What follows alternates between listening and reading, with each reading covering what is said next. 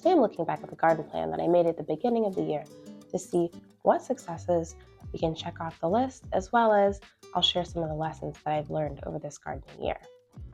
Stay tuned till the end because I will also share some of my tips for new homeowners who are considering doing a major backyard garden transformation. All right, let's get into it. I had a very long wish list of items that I was hoping, dreaming to maybe accomplish in 2024. So first, I will share some of the things that I thought that I might want to do in 2024. So top of the list was to put in raised beds for a veggie garden. I would say that this is a win. I was able to get 4 raised garden beds. I ended up doing cedar raised garden beds. I went back and forth between metal beds or cedar beds, and ultimately it was a cost decision. It just was cheaper for me to get the cedar beds. It would have been even cheaper if I built them myself, but I didn't necessarily have the skills or the tools to be able to do that. And I was able to find someone local on Facebook Marketplace who was making them and get them for a reasonable price. I was able to put in 4 garden beds, as well as I established a brand new gardening area in the area that had been an old tree stump with some smaller trees that had sprouted up around it. It was a bit of an eyesore in the yard, and it was the sunniest spot in the yard that would have been the best for a garden.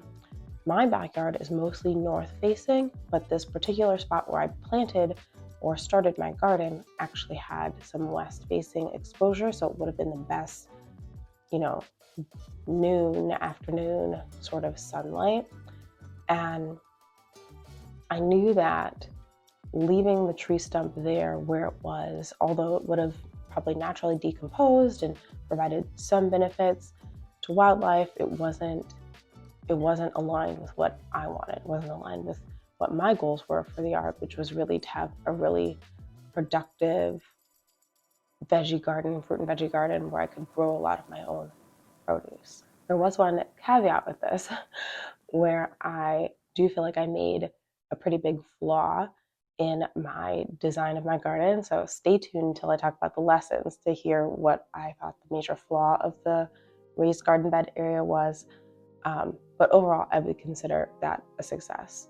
I was able to get the tree stump ground down. I was able to get new beds. I was able to plant in them, and I was able to harvest a little bit. Probably not as much as I would have wanted, but I was able to harvest a little bit. Next thing that I had on my list was fruit trees and shrubs. So there were 2 existing apple trees in my yard when I moved into my house. They had already dropped all their apples.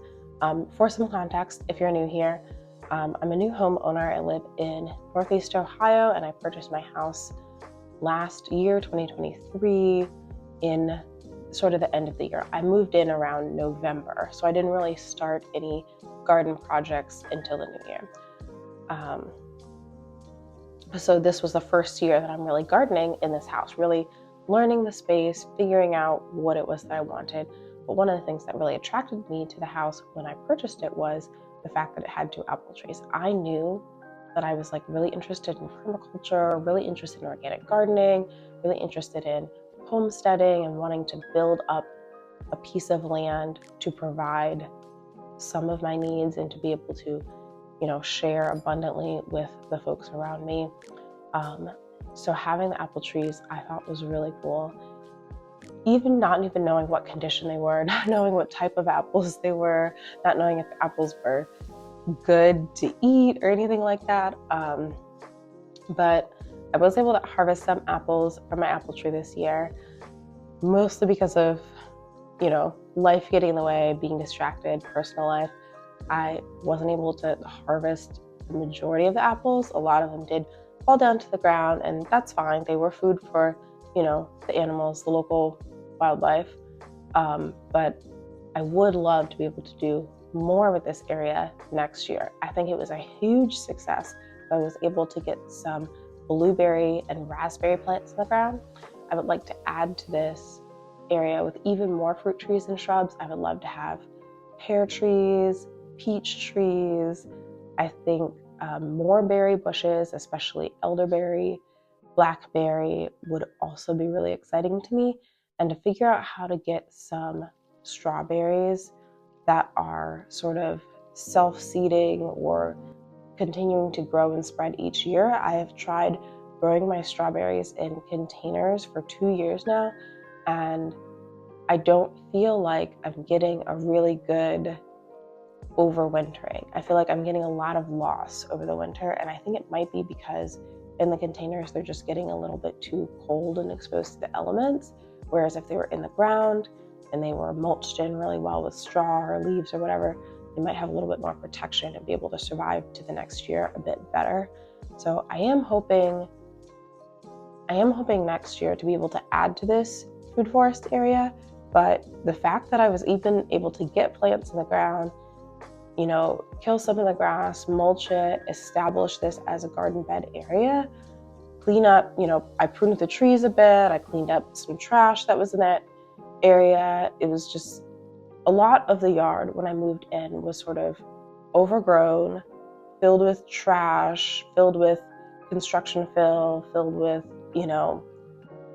there's just scrap wood piles, plastic trash, carpet squares. It looked like somebody turned their dumpster and just let it blow around their yard and grass grew over top of it.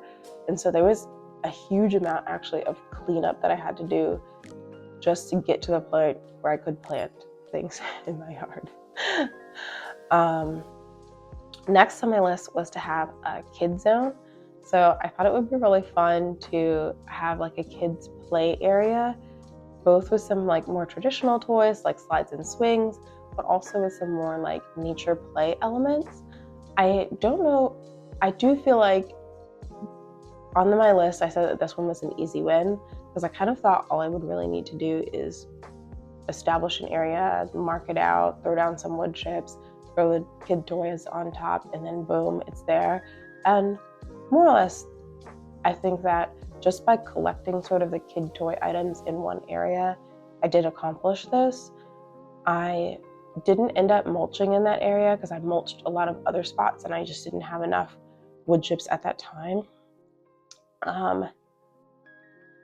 But because this area was used heavily for play, and so there was mud and water and things splashing about, it didn't grow grass very well. So it's kind of just weeds with like a little playhouse and some slides on top, which is fine for now. But I think I would like to do a little bit more landscaping, add some hardier plants that could survive being trampled by a toddler. And it would be really nice to add more of those nature play elements, things like tree stumps to climb on, a sand table or sand pit area, just more things where children could play in a way that's not just interacting with manufactured sort of like plastic kids' toys, but also just interacting with the ground and the earth and nature. So I want to enhance that. I will say this one was the easy one that I thought it was, because it didn't take much more than taking my yard sale kid toys and whatever I found in the yard and just sort of collecting it and making it look cute. One of the things that I did find about halfway through the year, once we got to the midsummer, is that it was really lacking in shade. And thank you to the viewers, because someone actually did comment that when they were doing their backyard, one of the things that they feel like they missed was shade for the play area. So I did get a beach umbrella, like a yard sale beach umbrella. I don't have a stand for it yet, so I still am trying to figure out how I can secure it for the summertime when I really need that shade. But I think also, planting a little bit more in the backyard, having a little bit more plant and tree cover will help provide a little bit more of that natural shade. Next up on the list, I dreamed of a fire pit kind of chill lounge zone, and I don't know that I really achieved this one. I would say this is one that was a bit of a flop. But I wanted to have people over. I wanted to host. That's part of why I was excited about being a homeowner, was so that I could have a space to host my loved ones and people to come and visit me. So I did end up just like borrowing a fire pit from my mom. She was very kind to allow me to borrow it. And I put that in the backyard, set up my lawn chairs around it in the grass, and that was fine. It's not like final form of what I want, but ideally some sort of stone patio with some landscaping around it and a stone fire pit, permanent fire pit is what I would like to have someday. Honestly, I don't know if that's going to be on the priority list for 2025 because any sort of stone patio, wood deck, any of those sort of more built structures are going to be a little bit more complicated for me to try and build on my own, and definitely a lot more expensive than what I think that I can afford to do right now. So while I would love to say that didn't get it done this year, but I'll do it next year, it's more like this is probably staying in the pipe dreams arena for a little bit. And, we'll see what I can get done, just sort of DIY with I'll see what I can do as sort of a DIY with some of the things that I'm able to thrift or find pretty cheap through like Marketplace or other things like that. If I can get some retaining wall bricks, I think I saw people selling them for like $2 a piece or something on Marketplace. And I saw some DIY builds online of a fire pit, like a round stone fire pit, just with stacking the retaining bricks, basically like Legos or something in a circle. And so I think if I'm able to get some of those retaining wall bricks for a really good price, I should be able to at least put a fire pit in, if not like a stone patio around it, for pretty cheap. So we'll see if that ends up on the list, on the things that I'm able to get done next year. I don't know if that's going to be my priority because I think my priority is still going to be plants and adding to my environment and just making it function better. But yeah, we'll see. It is still a dream. It is not yet not yet a goal we can check off with a check mark. Back deck, lounge area, pipe dream. Yeah, I don't have the money to build a deck yet. Composting was another thing that was on my list, and I did start this project this year.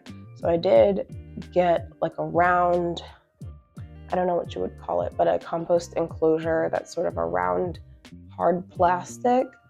I think it's called like a geo bin.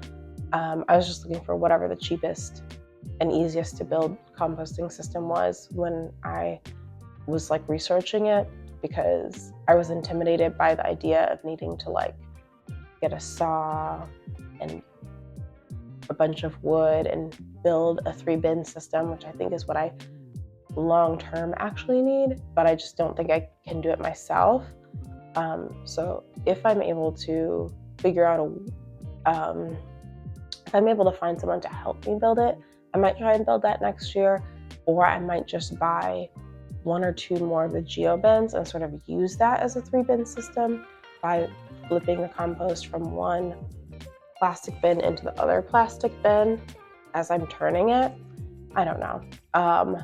I definitely feel like this is an area where I need to invest a lot more time researching and learning, because knowing how to compost, being able to keep my food waste out of the landfill, and being able to build healthy soil for my garden is a major priority for me.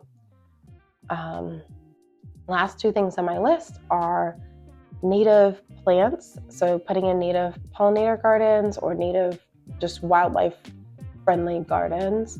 I talked a lot about the gardens that I want to build for food production for myself, but realistically, even though I like own this little square of the universe where my house is, I don't own it in the sense that I can exclude all other beings from existing in it.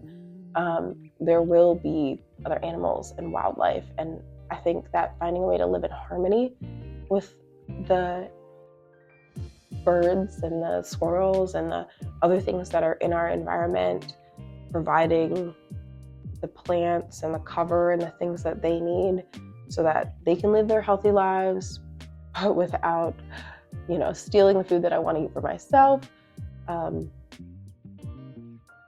don't really know what the happy medium there is, but I definitely want to plant native plants. I believe in supporting local wildlife. I believe in, it's beneficial to humans as much as it is to the rest of the environment. There are so many benefits of planting native plants, and I think I actually have a video on that I can link in the cards if you're interested in that. But I did get started putting in a wildlife garden on the side of my yard, on the side of my garage, which is very much so a work in progress.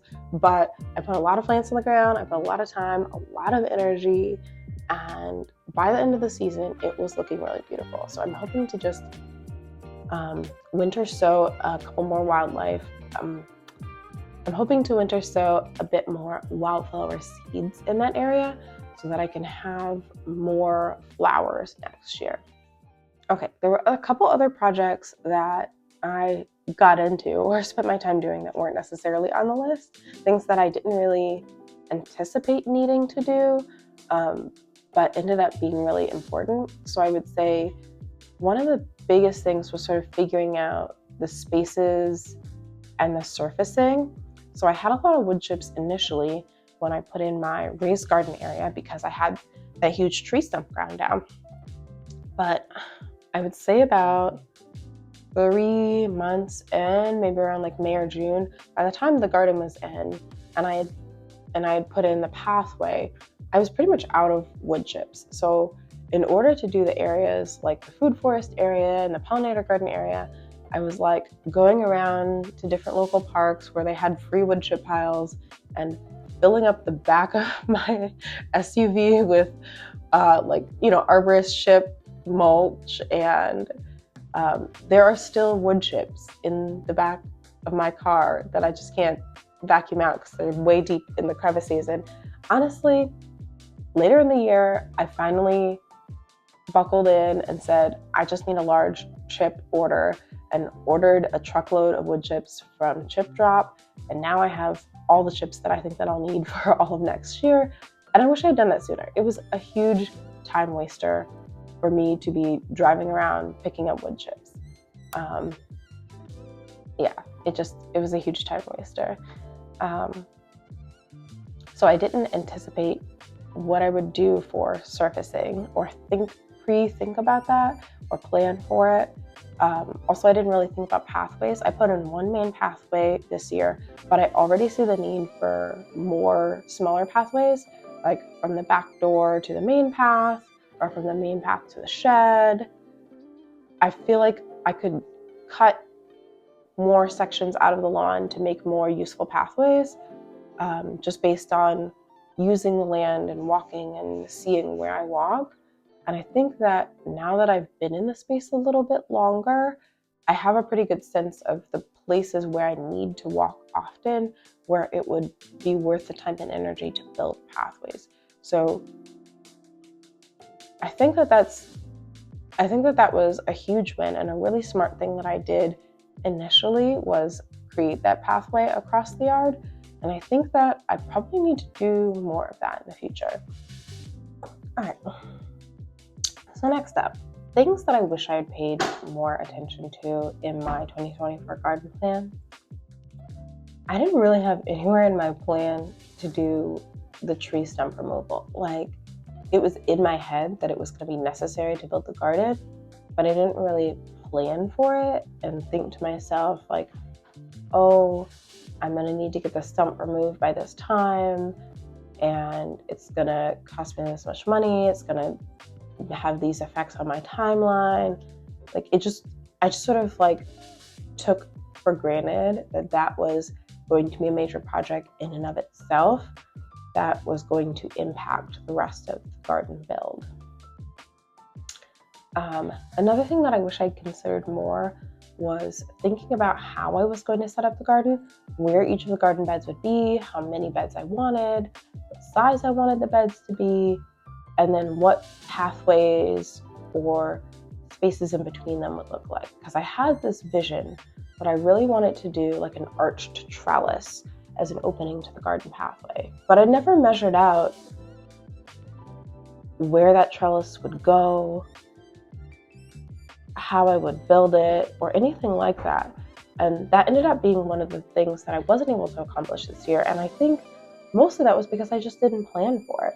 So thinking about next year, because I do still want to have trellises and be able to trellis things like, you know, your vining plants, like your zucchini and your pole beans and, you know, all that kind of good stuff. So thinking about if I'm going to add any new beds next year, if I'm going to add any new trellising structures next year, what do my pathways look like? What do my gardening spaces look like?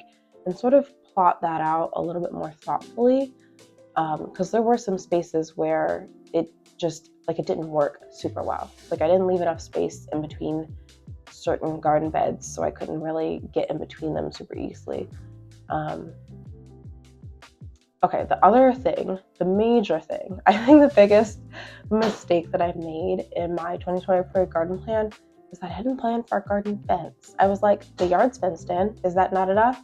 No, obviously not, because I live in an area with huge like pest or like animal pressure. There's a lot of groundhogs, there's deer, there's squirrels, there's chipmunks.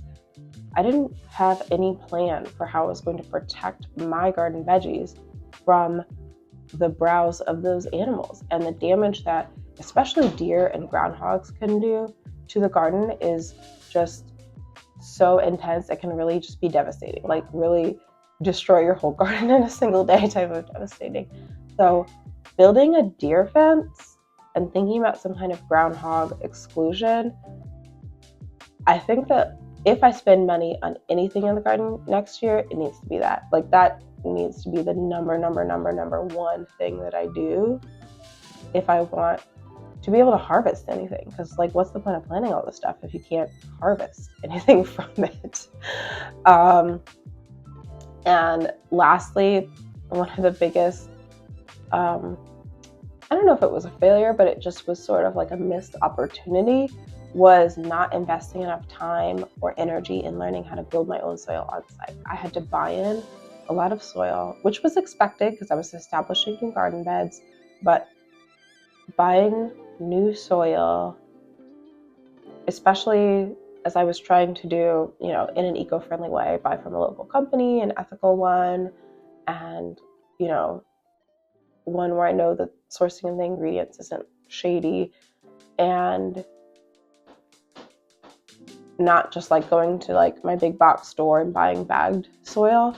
It was expensive. It was pretty expensive. I had a bulk delivery of, I think, about 3 yards, like 2 yards of a finished soil that I could use in the raised beds, and another yard of compost that I put around, you know, to put around any of my in-ground plants, like all the shrubs and things that I planted. And that was a lot of money. And I know that that was probably necessary to get my garden off the ground, but next year I would really like to thoughtfully plan, learn about soil building, learn about composting, and figure out how to build more of my own soil, or work with the soil that is already on the ground here to amend it and make it become really good garden soil. Okay, so those were the major infrastructure things that I wish I had considered in my garden plan.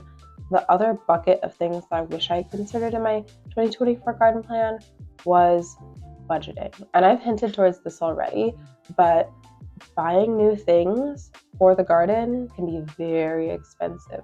Garden beds can be really expensive, which is the main reason why I didn't get the super cute, you know, metal raised beds that come in all the cute colors, which I still would love to have someday, but just $300 or $400 on one garden bed versus, you know, like how much garden soil or compost or plants could I buy for $300-$400? So Soil was a major expense for me. That was about $600. The tree stump removal cost me about $250. The cedar raised beds that I bought from somebody on Marketplace, I think, was about $200.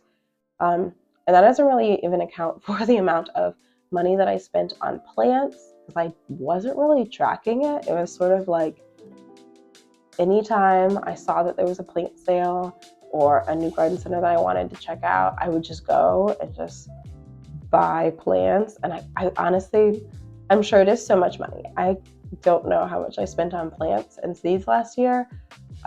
Maybe that could be another video for the future, but it was a lot. And then, seed starting supplies, lights, shelves, etc., etc. So establishing a new garden is very, very expensive, which is a perfect segue into, if I were to do this over, I would spend more time early on clearing out the messy areas of my yard and learning how to take care of the things that already existed in my yard before adding any new plants. I would want to identify the trees and shrubs that were existing in my yard, learn how to prune and care for my apple trees, because that was something I didn't really know how to do, and it would have been beneficial to spend some of my time pruning and learning how to properly prune and care for the apple trees, understanding when the apples were going to come into harvest, understanding the shelf life of those apples, understanding how long I had to harvest them before I needed to preserve them. Just knowing more about those apple trees and being prepared to deal with all the apples that came would have been really beneficial for me. As I've stated before, learning how to compost and build soil on site, as well as identify any invasive plants and take measures to control or remove them before establishing new garden beds. There are a lot of weeds in my yard, some of which are probably fine if they're native and not causing any harm, but there are some things. There's some English ivy in a section of my yard. There was a ton of Canada thistle and other really aggressive weeds, invasive things that I know are really hard to control, and trying to control those plants before trying to plant new plants on top of that area that had the really noxious weeds would have been smart. Or just having a plan to know what non-native and invasive plants existed on my property already, so that I could have a plan for how to deal with them if they cropped up in any of the areas that I was trying to landscape or garden for food. I would say if you want to garden, invest in your fencing early, like before you buy a single plant. Invest in your fencing early in the season before you buy plants, because there's really no point in spending months of time and all your money babying and nursing these plants that you grew from a tiny little seed to be these healthy seedlings. There's no point in putting in all that work and effort and time and money if you're then just going to feed all those plants to the animals. So make sure you invest in fencing if you want to be able to have any fruit to harvest from your plants. Finally, advice I would give to a new homeowner. If you are a new homeowner and you want to make a major splash in 2025 and do an awesome, amazing backyard transformation, I love that for you. I think you're going to do it. I think it's going to turn out great. But here's a few tips that I would share from my experience as someone who is a new homeowner, who's been in their house for about a year and has tried to do a big renovation in their backyard. I would say, number one, don't try to take on multiple projects at once. Create a project plan with a budget and tackle one piece of that project plan at a time strategically. You're going to overwhelm yourself if you try to do everything at once. You're going to feel scattered. You're going to lose track of your projects, and things, once they get going, need maintenance. And if you've got 4 or 5 projects going at the same time that you haven't planned for, it'll be difficult to maintain them. 2, don't rush into buying a bunch of seeds and plants from the big box stores or, your generic home improvement stores. Try to learn a little bit about your space first and what plants will thrive there. That will help you. And 3, it's not worth putting in a garden at all if you don't have a way to protect it. Do the boring infrastructure work up front and you'll save yourself a lot of heartache. I think that's all. Thanks so much for sharing your time with me today. And if you liked this video, you probably would also enjoy my Backyard Bliss, the results of 6 months of DIY landscaping, where I do a tour of my backyard in the middle of summer talking about projects that I had done so far and the projects that I still hope to do. It's fun, it's a whole summer vibe, and you can see some of my progress of the things that I was able to do. I also have really big plans for my garden in 2025. There are so many fun things that I really want to do, and I want you to be along with me in that journey. So make sure to like, subscribe, hit that notification bell so that you can be sure to see when I upload a video again. Thank you so much for sharing your time with me today. I appreciate you so much. And I hope you have a really happy new year. See you in the next one. Bye-bye.